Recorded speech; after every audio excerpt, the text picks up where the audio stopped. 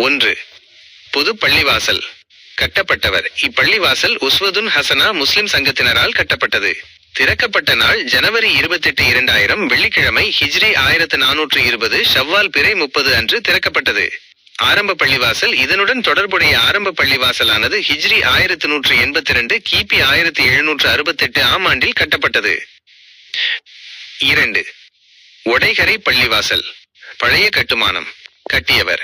இந்த பள்ளிவாசல் அப்துல் காதர் அவ்வாக்கார் மரைக்காயர் அவர்களின் பேரன்மார்களாகிய மருமகன் இஸ்மாயில் லெப்பை மரைக்காயர் குமாரர்கள் ஷெய்கு முகமது மரைக்காயர் அப்துல் காதர் மரைக்காயர் ஆகியோரால் கட்டப்பட்டது.